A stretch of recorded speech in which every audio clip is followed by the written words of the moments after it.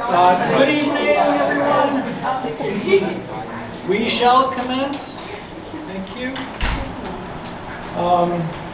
I am Professor Orlando Menace in creative writing, and it is my honor to introduce our poet for tonight, Adrian Matejka.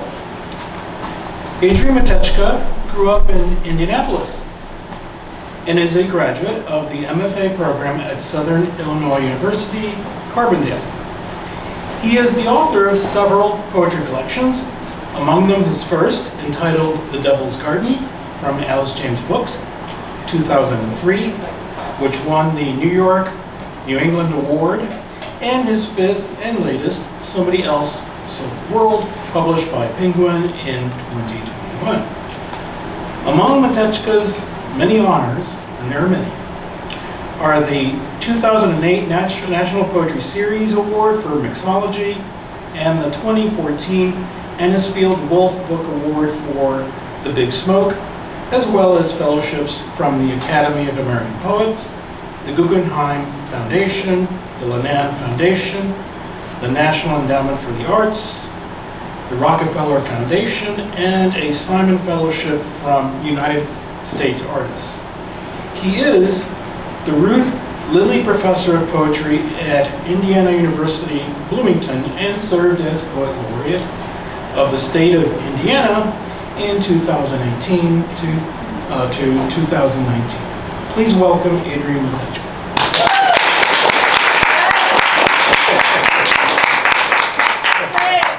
Thank you for that introduction. Thank you for this delicious water. And thanks to all of you for coming out. Can you hear me okay if I speak like this? I've been muffled by a mask for so long I can't remember how to project exactly. So I want to show some things while I'm reading some things, which is going to make it a little bit messy. And I apologize in advance for just being a little bit less fluid than it would ordinarily be. All right? Because we have this system that I'm going to have to work with while I'm doing it. But before I do, we had an incredible conversation today about all my failures as a graduate student and how my first book was, in fact, my thesis couldn't have ever been my first book. So I wanted to read a couple of poems from my first book to start out with, just to honor the space and remember that long ago time when I wrote it.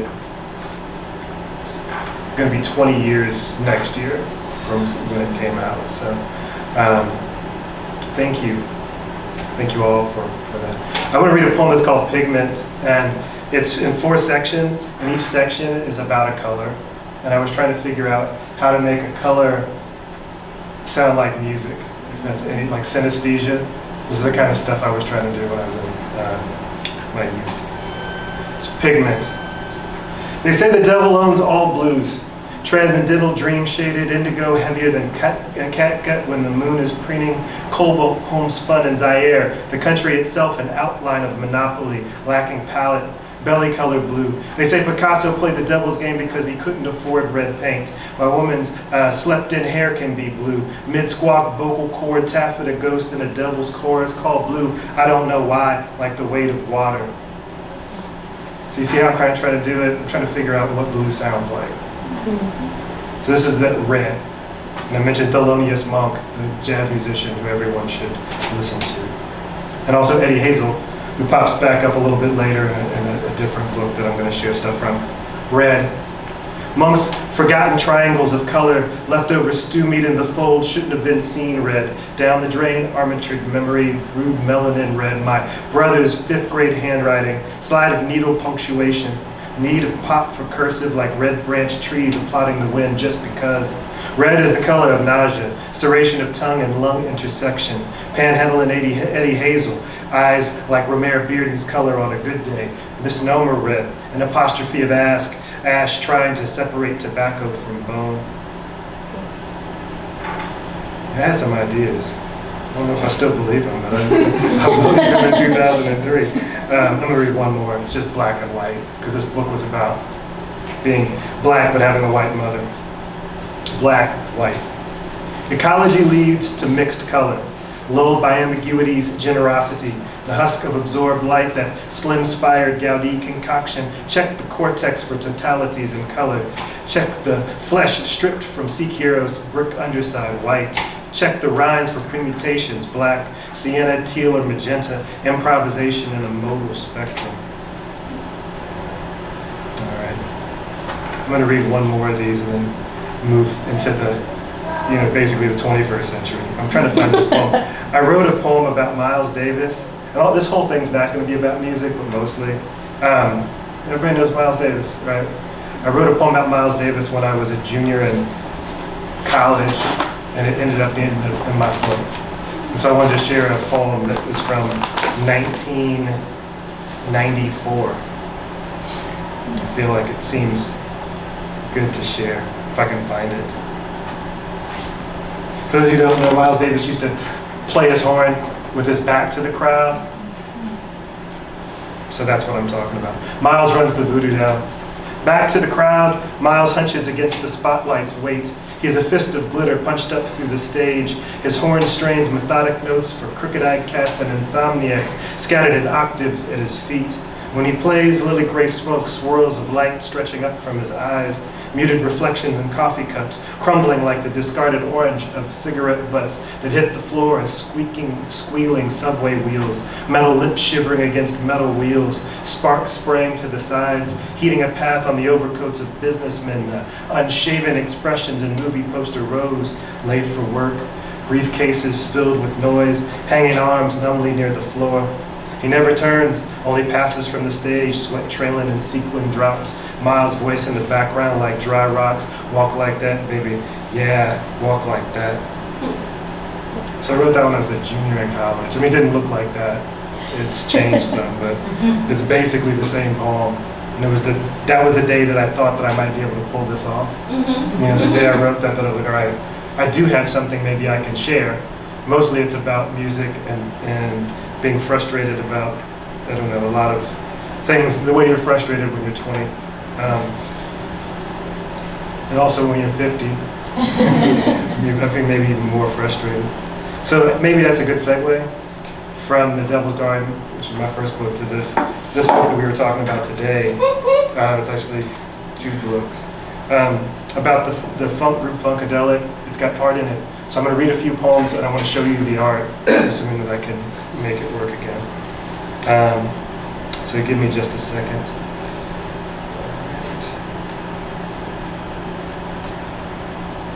We were just joking about how having tech as part of your scene just makes everything a little bit more dangerous. Because if I can't get it to work, I'll just read. It's all right.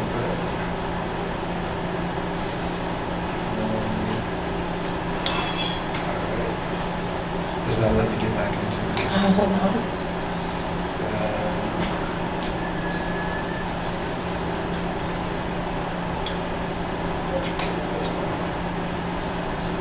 All right, so I can't get it to work right now, but that's all right. It's here, and they have it over there. And so you can see the art, because I'm gonna hold it up to you, but you're not gonna be able to really see what I'm showing. Oh, there's only one way. Yeah, this is the book. So this is a book that I worked with two artists on. They're both musicians. One's named Kevin Nyrider, and the other one's name is Nicholas Galinnen. And I'm going to read from this side, Maggot Brain, which is inspired by the album by Funkadelic. And if you've not heard of any of this, it's like homework, except for I can't, make you do anything. Really. But you should absolutely go learn about that album. It is a life-changing experience. So it's one long poem, which I'm of course not going to read all of, but it's follows a person with an addiction, the guitarist who died broke and homeless because of his addiction. So it follows him, but through the streets of Detroit. So I'm just going to jump into the middle of it, okay? And if you can see this is what I was trying to show you. This picture of somebody with a moon instead of an afro. It's amazing. Ain't you supposed to be discreet inside this sorry song like notes made out of teeth? Ain't you supposed to skip the wet alley of heartbeats? As many questions as belief before the needle and need. In the brain pan, light fixtures are vacant the way they always are in abandoned houses. Flick of empty switch, notes conscripted and amalgamating. Somebody out here is hoping for a place to glitch. They throw a protest brick made from sound into your amp anatomy. They giggle as speaker and pre-tumble intimately. Maggot brain, fold packets crumple the same way. Bend of fingers, bend of brain, arcing in the spit lighter light. The knuckles rising behind that twitchy brick are a silhouette of mountainness. Left loves, lost guitar picks, dropped afro picks on the dash to cop and then from a cop. His nightstick slapping his hip with each brogan leap. Big-chested, precipitous escapes down gorge sizes as loose rocks follow your scramble through rivers and glens where animals barely pause while you sprint in your leather jumpsuit, feather still in your brim. The natural haze of escape instead of being out here on the nod, hanging on the guitar's neck while the floor drops out from underneath your alligator boot knobs. Some alligators have whole mouths full of teeth, sharp as Saturday and still end up as shoes. Sometimes necklaces too, swinging, hungry the way metronomes do. So that's kind of how these poems work, right? They kind of go off on a trip, but there's we were talking about episode and narrative a little bit today. And there are little bits of narrative, but mostly it's just,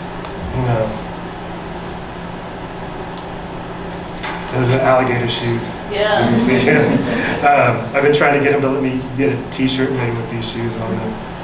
And he keeps telling me it's actually 2 images, it's 2 paintings, not just one, and they stacked on the same page.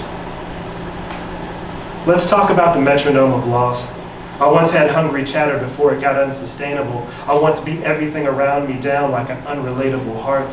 Once I started at the skull-browned edge before it got unreliable and bland. I once had a red hammer in my hand and I played it in the freight car of my singing emancipation. I once had 2 guitars from the pawn shop instead of feet and I still couldn't swing. A woman so fine I quit eating meat of any kind. I once had an altruistic Jones for touch to sight my half veneer, so much I didn't matter as much. I once had a heart, but I sold it for sauce. I once had some semi-gloss gators, but I lost them in the static. Really, I had a double cross and a 6-string Cadillac status. I lost both beauties in the alley traffic. Really, I had somebody who loved my interludes and strings together. Imagine anybody willing to stand up to this busted love and its wall-pedaled endeavor. So I just remembered while I was reading that, I was writing these 2 books at the same time, and there are 3 poems that are in both books, but they're completely written differently. So when I read from this, maybe I'll read the version. I don't know. I mean, I feel like once is enough with that variation of things, but I want to read one more from that side of things. And then I'll read some things that are a little bit more coherent. That are thinking more about subject and sense rather than feeling and sound. All right.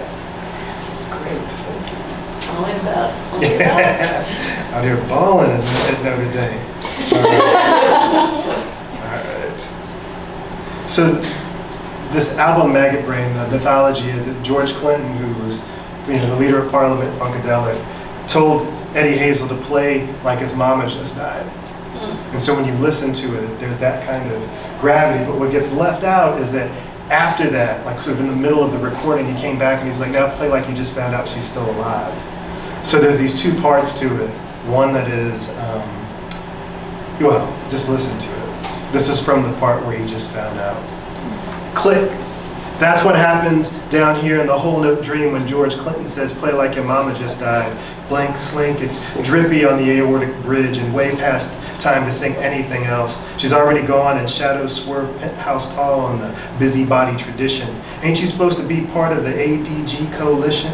Perfume on the hand towels linger for at least a week after she leaves. Not your mama, but her. Remember, please. And the sad, yowling dissatisfaction. Please remember the misremembered romances. Heartbeat, sharp breaths, and the clatter. Another habitual choral epiphany. That's when I woke up in the middle of a litany with a cotton mouth. That's when that's why I woke up walking in high heels on the river's leather animus, maggot brain, maggot mane, later for the woe-begone ubiquity and narrow throats as we all sang, an abad of things made out of idioms in an early-ass boat on a Detroit river. It's morning. All the rest becomes stomach aches by the handfuls, clammy as come-downs. Yes, maybe I'll stop there. So it's pretty dark on that side, but on the other side, it's got some other stuff going on. So I'll read one poem from this side. And the art on this side looks a little bit more like this, if you can see all the colors. It's fun. I feel like I'm reading a picture book. And then the duck said, make sure everybody can see it. You all are so much more sophisticated than that. All right, I want to read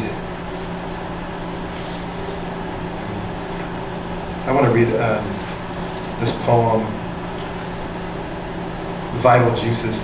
So I decided my mission was to write a poem for each song on the album to honor the 50th anniversary of this.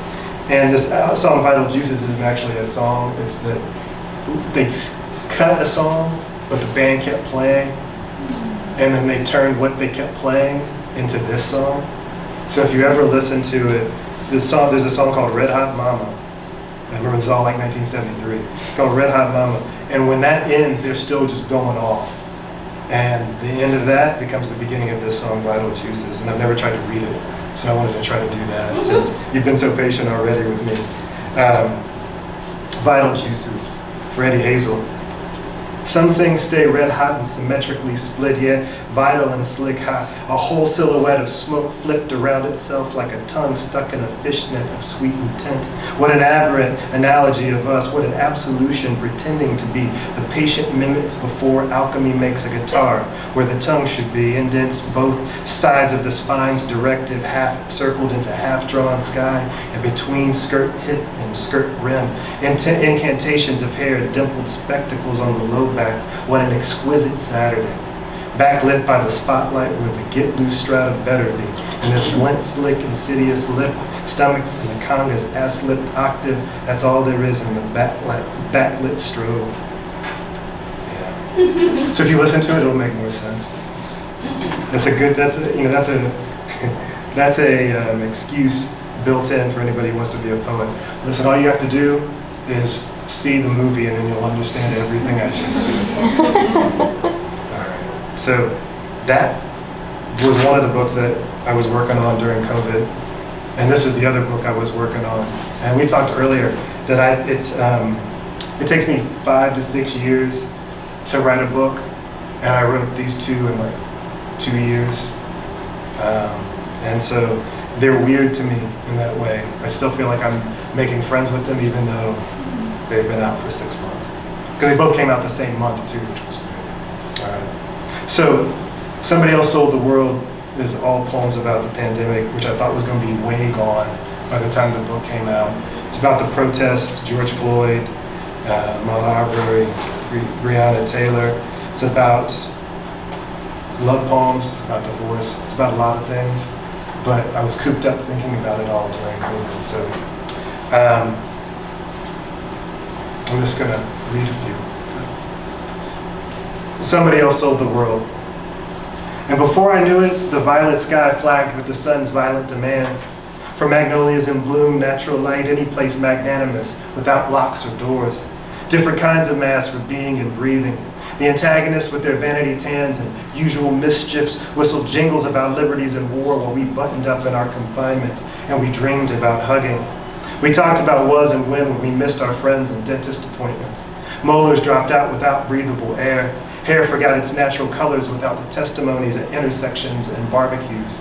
Words lost their family recipes. Friends lost their words, then lost their parents. A mass few found love somehow in the gerrymandered grocery lines and farmers' fields upturned with unsellable vegetables. So the antagonists cornered the curfews, manufacturing arguments with guns at the ready like henchmen. The air around us was so right, it might have broken in half if we could touch it. Y'all remember that? Like when nobody could get to the farmers' fields, so they just had to leave the vegetables while people were also buying all the toilet paper they could get. And you remember that, like this beginning stuff when nobody knew what was going on? Right around that same time, nobody had any place to look when black men and women were being murdered, and it just spilled out into the streets anyway, right? I was really proud of my Indianapolis neighbors for once, because they were out there and they were so frustrated. So that keeps popping up. And the antagonists in this book were the former administration and his cronies. It's my neighbors who didn't want to help anybody. It was me sometimes because I wasn't doing this. It changes each time it comes up, so it's not the same people. I want to read this poem that I feel some kind of way about because of everything that happened at that concert with Travis Scott, but it was inspired by Travis Scott's song. I'm the highest in the room, so the poem is called Highest, and it's not a metaphor. Highest. I rise up, therefore I must be like Descartes, if he didn't finish up all the reading. I raise up like the highest black-handed history class. I am risen like blood pressure of anybody black mimeographed in this chronic textbook of a monochromatic year. That's infant mortality rate high. That's high top fade high. Almost everything up here hangs threadbare squarely in the red line of summary excuses. Everything else up here, from the cop apologies to the solidarity statements, a double tap of distraction for somebody else's high sign. That's unemployment high. That's Machu Picchu high. What a relief hardly anybody stuck around to see me on the low side of the mountain. What a reprieve, because I kept it rising stealthily, past my historical anxiety, way past all my inherited hearsay, until I am so high up on the shelf I level alchemy. Even up here I'm adept at shrinking myself for safety. Even up here, my shoulders hunch like a small analogy. Right.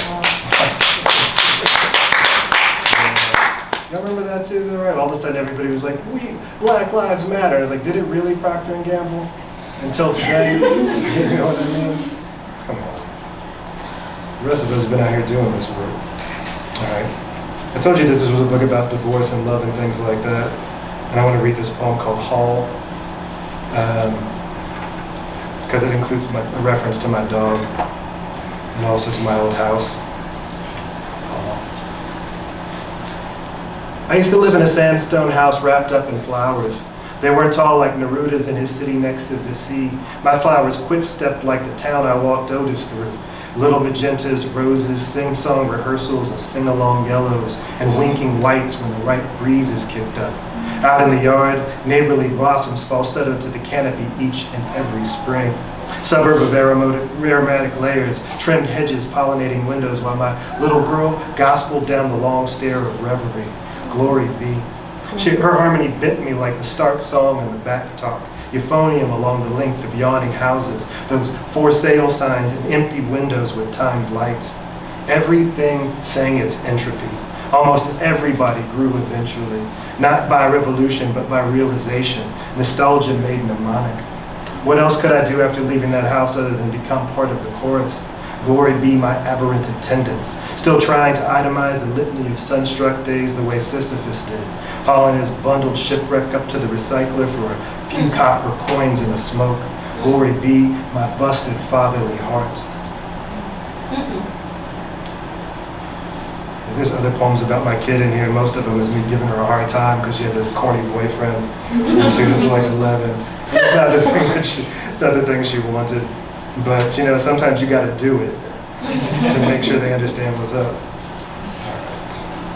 I want to read another one of these Somebody Else Sold the World poems. So I live in Indianapolis, like I said, and Indianapolis is a weird city because it's a city, but it's also real country. So there's this weird combination of things happening there. And I live downtown, but when I take my walk around the block to try to get some exercise during COVID, there was a huge Confederate flag. Like one of those Confederate flags, it was as if a car dealership had a Confederate flag, you know what I mean? But I would walk by every day. One of those, and also the Don't Tread on Me flag. And I'd walk past these every day, even though I live right in the middle of a city that's 30% black. And the neighborhood that I live in is probably 70% people of color, but it's right there. So I was trying to deal with some of that when I wrote this poem. Somebody else told the world, hunger is the antagonist, and that's a Benno Cree. Outside, the antagonists are wet with flag colors and sycophancy, and I'm alone in the front room again, like it's 1982 again, when the power got cut off and the neighbors brawled like sullen countries over the demarcation of kitchen table and china hutch. Another revolution breaking in half, another slim-ringed alliance snapped under the weight of lost referendums. Where did their long-stemmed love go? Even now, I'm sitting in the window seat of the year of cottonmouth and disaffection as white people goose-step masklessly, and the antagonists imagine new ways to dismantle poor people. Sitting, running, dreaming, coughing, seeming, cuffs for all of them. Bullets, too, glinting in perpetual velocity. To be poor is to always be blamed for your already busted happenstance. There's no change in that American tradition now, not even during a pandemic. Meanwhile, the antagonists boat out to their islands of isolation and repose. Anything they need is essential, while the rest of us, we stay in place like furniture. I know I keep asking this, but y'all remember this? Right, when we're sitting around and people are Instagramming themselves on private islands? Oh, yeah. Oh my God. I mean, like, if you don't understand the inequity, or if you didn't, I feel like it got just put on full display for all of us. Even people whose families are rich realize they weren't that rich. Like there's a whole other level of this rich going on here, right? I'm sorry. I'm going to read like three more of these. Three more points, like three more. But it's like, you know, it's. I think I felt differently when this book was I didn't feel as frustrated. I felt frustrated because we were all frustrated. But then when it came out and it was so clear that things could have been done differently to protect us, I just kept thinking, we spent all this money. Who's out here? Who's out here trying to support us?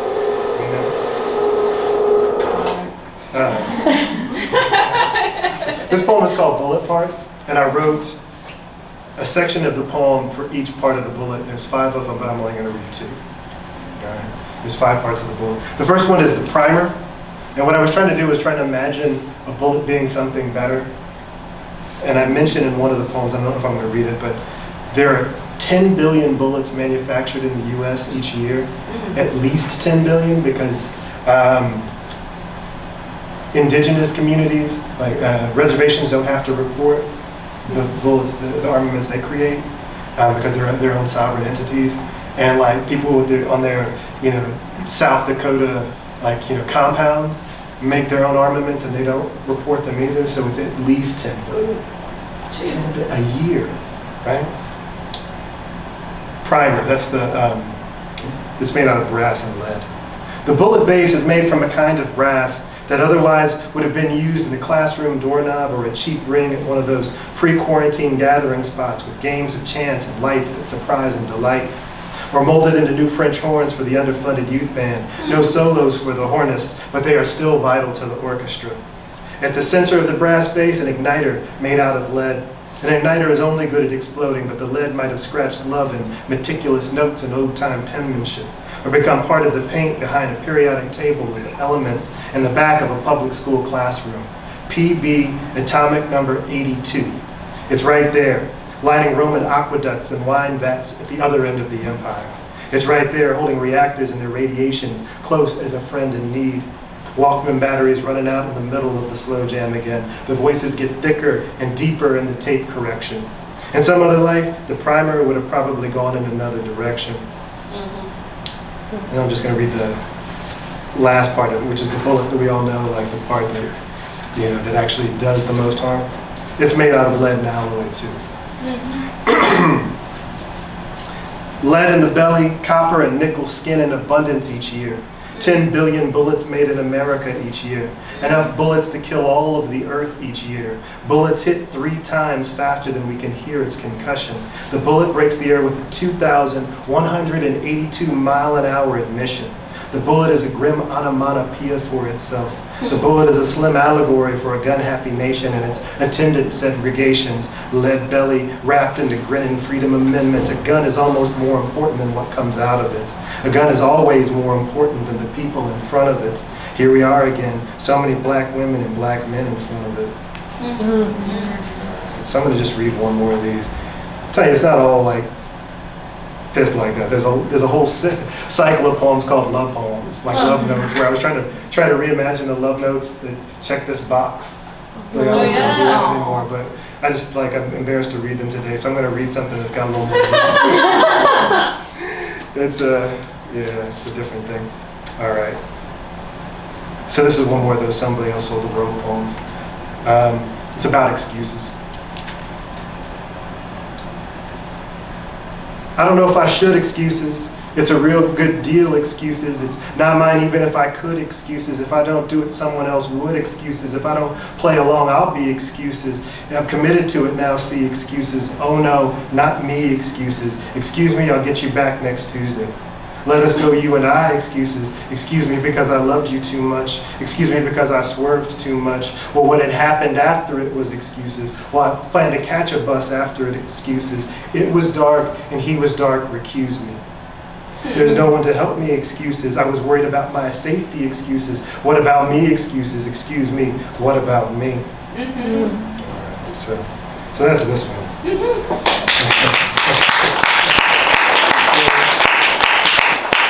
All right, so I'm just going to read a few poems from The Big Smoke, which I was going to show you a video of Jack Johnson, but this is on me.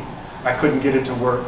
So I'm bringing this book back and I'm sharing it with you because next week is Jack Johnson's birthday. And I meant to try to figure out how old he was going to be, and I didn't before I left. But I think he's going to be he would have been 109. I think is how old he would have been next week. So if you don't know who Jack Johnson is, he was the first black heavyweight champion of the world. He won the heavyweight title in 1908 by beating a guy named Tommy Burns for the heavyweight title. And so to give you an idea of what you would have seen, anybody over 175 pounds at that time was considered a heavyweight. I guess they still are. But, Jack Johnson was 6'2" and 250. And this guy, Tommy Burns, who he beat, was 5'8" and 175 pounds. Just barely a heavyweight. So when you see him, it looks like somebody just smacking around their little brother, except for Jack Johnson is an enormous man of African descent. And Tommy Burns is this little white guy. And so up until Jack Johnson became heavyweight champion, none of the champions would fight black men. They refused to do it. They called it the color line. And so Jack Johnson was the one who was able to break that. And he broke it by chasing Tommy Burns around the world and challenging him at every stop. So we would be in Paris, get ready to fight, and then Jack Johnson would be in the front of the crowd. I'll fight you for free. You're not even the champ. This guy's like, how is this dude following me so much? And he followed him to Australia, back to the US. He did this for a year, basically bankrupted himself, trying to get this man to fight. And finally he said, I'll fight you for $30,000, which was it was like 3 times what anybody had ever been paid. So he thought nobody would actually pay that. And he had barely gotten it out of his mouth before people were like holding bags of money at him, like, let's do it. Because everybody wanted to see this fight except for the heavyweight champion who knew he was about to get beat down. And it's rough. Like watching it is it's cold because you can see Jack Johnson taking it out on this guy, everything. So to give you a little more context, and I'm just going to read a few poems and be done. Jack Johnson both of his parents were slaves. He was born right after emancipation. He quit school in 3rd grade, but he spoke 3 different languages. He spoke French and Italian, and I think he said he spoke Spanish too, but he taught himself these things. He taught himself how to play classical viol. He's like an incredibly cultured dude, but also a prize fighter, and also a problematic guy in his personal life. He was married to a white woman, and he had 2 white mistresses he would travel with. So imagine, this is 1910, and he's rolling around like that in these fancy cars and suits. Man, everybody hated this guy, like all of them. So he got to start fighting in things called battle royales. I guess they still do this in WWE and things like that, where they put a bunch of people into a ring and they duke it out until one person's left. His first fight was that, except for they blindfolded everybody. Oh my God. Right? So they found all these young black men, put him in the ring, blindfolded him, and he was the last one standing, so he won. That was his first fight. Battle Royale. Oh, and these are all in the voice of Jack Johnson. Battle Royale. Back then, they chain a bear in the middle of the bear garden and let the dogs loose. Iron chains around a bear's neck don't slow him too much. A bear will always make short work of a dog. Shakespeare said Sackerson did it more than 20 times to dogs and wild cats alike, and since most creatures are naturally afraid of bears, there wouldn't always be much of a show in the bear garden. So the handlers sometimes put the bear's eyes out or took his teeth to make the fight more sporting. I believe you need eyes more than you need teeth in a fight, but losing either makes a bear a little less mean. Once betting was against the law, some smart somebody figured colors would fight just as hard if hungry enough. So they rounded up the skinniest of us, had us stripped of trousers, then blindfolded us before the fight. They turned us in hard circles a few times on the ring steps like a motor car engine before pushing us between the ropes. When the bell rang, it seemed like I got hit from 8 directions. I didn't know where those punches came from, but I swung so hard, my shoulder hadn't been right since, because the man said, only the last darky on his feet gets a meal. And the crazy thing is, after he won that battle royale and after he became heavyweight champion, he would referee those battle royales in a tuxedo because he didn't think there was anything wrong with them. And there was a story that in one of them, they rang the bell before he could get out, and some guy who was blindfolded just took a swing and hit him, like while he's trying to get out of the ring. So Jack Johnson knocked him out. This poor dude had no idea what happened to him. He got knocked out by the heavyweight champion, which didn't help him at all. Prize fighter. I love horses because they will outrun the fastest man. They are majestic, as stately as a Saturday woman before a party. Horses smell like what it means to be fast. Sweat and gravel kicked up on early morning runs, the in and out of breath like gravel and tired lungs. I groomed and raced horses from Texas to Philadelphia till one broke my leg bone with a back kick. Thanks to that break, I can't ride anymore, and even if I could, we've got these automobiles now, and they can carry us a mile a minute. I'm buying the fastest one of those things I can find once I get my money together. I'm like an automobile in the ring. My fists work like cranked up engines. I've got the kind of elasticity other fighters dream about when I put them to sleep on the canvas. When I clinch a man, it's like being swaddled in forgiveness. When I hook a man, it's like being hit by frustration. I can't tell if horses are happy or confounded by this new means of locomotion, but I can say with certainty my prize fighting cohorts are decidedly dissatisfied by my presence. That's a direct quote, decidedly dissatisfied by my presence. I'm just going to read one more of these because I know I was messing around for a while. I don't know. Jack Johnson had gold fronts, he had gold teeth, and I feel like I would not be doing him justice if I didn't read a poem about his teeth.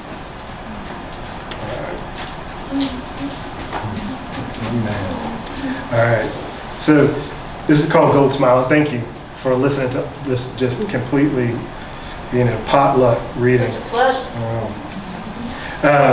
Gold Smile has an epigraph from Shakespeare, who was Jack Johnson's favorite author. Teeth hadst thou in thy head when thou was born, to signify thou camest to bite the world.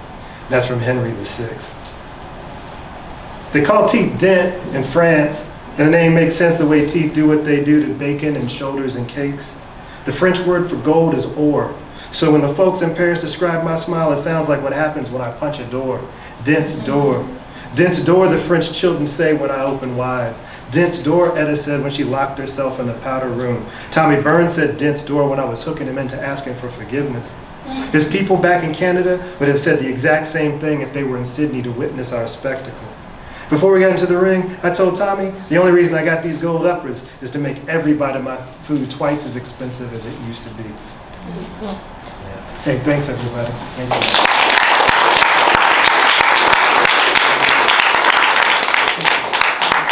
Would you be amenable to questions? Should there be any? And then you will, of course, sign your books. Yeah, I'm happy to do that. Anyone would like to ask a question? So much pressure. I have a question. Yeah. So I'm dazzled by the reading, and I really, really enjoyed it. And I wonder about, as somebody who cares a lot about sound, and there's a bunch of folks here who are putting together kind of sound-driven poems for their homework this weekend. I just wonder a little bit about how you hear these poems as you're composing them, and then how you perform them, and if like there's an effort to like kind of be a playback machine for that sound, or if there's something a little different happening. Yeah, thank you for asking that. You know, I studied with Yusuf Komunyakaa when I was coming up, and he's like, for me, he's got such an immaculate ear. And he said that reading a poem is an opportunity to reimagine it, as opposed to just, you know, sort of restating your intention when you first wrote it. It's like, that's what line breaks are for. Reading a poem is a chance to just go wherever you might want to go with it. And sometimes, for me, it's I've hardly read at all from this Maggot Brain project. And so for me, part of it was trying to remember the sounds I had in my head when I was writing it. Yeah. And part of it is like recognizing these words and thinking, well, I would probably change that today. And so I need to go back through with my marker and make a couple of adjustments. Oh yeah? I love that. Yeah, In the score. Yeah, just like I have like notes all over my poems where I'm like, well, maybe this would be a better word now, you know. But we were talking about this in class today. I always have music playing when I'm writing, and it usually carries over to the point where it just gets looped in my head. So when I was writing those, I didn't say this because it didn't seem that good matter. David Bowie was the one got me started writing that book, Somebody Else Sold the World. Right. The man that sold the world is one of his songs that got stuck in my head during COVID. And so right now it's playing in my head because I listened to it about 1 million times while I was writing the poems, you know. And so sometimes that song will kick back on while I'm reading it. Oh wow. And I can hear like what I was trying to dance around while I was trying to do it, but the act of revision requires that I try to imagine that music on the page as opposed to in my head, and not assuming that anybody here could understand what I was thinking anyway. So I have to make sure that the language does that kind of cadence fixing for you, you know. Yeah, I think that's probably it. So as you have to do the soundscape, a really easy kind of editorial thing is when you look at the poem and you see words that have contiguous vowels or similar constructions of consonants, there's going to be music there. So if you see a bunch of A's and O's in the words you're choosing, that creates a particular kind of music. You can see it. Like you can see where the clusters of music happen. And then once you start to scan it, looking at the vowels and the consonants for commonality, then you can start to reframe the music underneath it. Does that make sense? So I wish I should do this at some point. I just go through and I circle these things when I'm reading, trying to figure out, okay, there are a lot of O sounds in this area. What would happen if I amped it up even more and put some down here, or took some of them out and moved it someplace else? So I'm thinking about sound as much as I'm thinking about intention, but I'm always thinking about intention first. Like, I want this to be a poem about excuses. Now, how can I make that poem about excuses sound interesting? Repetition, you know, those combinations of sounds. Yeah. I have a totally unfair question, No. but it follows up on this. So I was thinking, I often think about this thing Nietzsche said about prose is always being written in a face-to-face struggle with poetry. And I've often wondered myself if the same isn't true for poetry with regard to music, right? Yes. But it seems like what you're doing is not, it's not quite so simple, right? It's not just a struggle, nor is it just mimetic. Yeah. There's transmutation, there's transformation happening. Yeah. So I was wondering if it's at all possible, this is the unfair part, can you talk about the transformation that Yeah. I love that. I love that. I love the framing of it. And I want to be careful while I'm responding because I'm thinking about this. Like it's giving me all kinds of ideas how to answer, right? But I was thinking we were talking about ekphrastic poetry today, and I feel like when you're in a conversation, like those Funkadelic poems, they're ekphrastic, right? So part of it is like the transformation that ekphrasis asks us to do. And then there's a much more personal transformation that needs to happen because before I even got to the poem or those songs into that project, into the poems, I already had an intimate relationship with that music and that band and its weird, mythology around it. I had all of that already sitting there that I had to process. So it's not even that different from writing a poem about, I don't know, like teenage heartbreak, right? It's been around that long. It's just, it's music as opposed to like a direct emotionalism, you know? So what, I think poetry that's been inspired by or is trying to like, you know, sort of reach toward musicality expects that it can do something more than prose can, you know, because we have all the other tools for music, right? We have line breaks, we have, you know, the kind of repetition that you cannot use rhetorically in an essay. It just kind of falls apart if you do, right? We have musical tools that are meant to be used in a way that tries to lift us up into the world of the oral tradition. Right? Now, most people don't use them. Right? I don't hardly ever rhyme at all, which wouldn't make sense if you just listen to what I read today. Like there was so much rhyme in all of this because I was trying to figure out a way to transform the kind of poem that I wanted to write into something that approximated David Bowie, but would be, and you know, this feels heresy, right? But like would be better, like linguistically, because I don't have a whole band behind me, so I can't just, you know, his lyrics are amazing, but I can't just say those lyrics and call it a poem. They're not a poem. It's I wrote an essay once about right after Bob Dylan won the Nobel Prize, and so you know, and there were some people who were really indignant and irate. You know, and most of it was because we don't have that many prizes that are big like that get people to pay attention to literature. So I understand that problem. But my man said, you know what, I can't even come and collect it because I'm busy recording. And I thought, all right, see, that's what I'm talking about. But when you look at the work itself, I mean, his songs fall apart without the music. Doesn't mean he's not an incredible lyricist, but a lyricist isn't a poet. You know, and so trying to make sure to honor all of those parts of it, while also recognizing that we have to stand up here without a band. So how can we make that music happen in the background? A really easy one is illusion. I mean, if you've heard Maggot Brain, and then somebody reads a poem about Maggot Brain, hopefully if they do it right, then that song is going to be playing somewhere in the back of your mind, and it's cheating a little bit. But the poem becomes an illusion. Yeah, you know what I mean?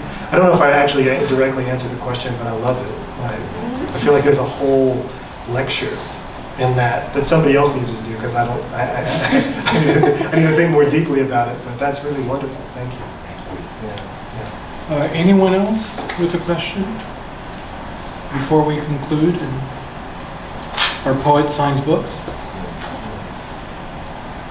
Thank you. Well, thank you. Thank you.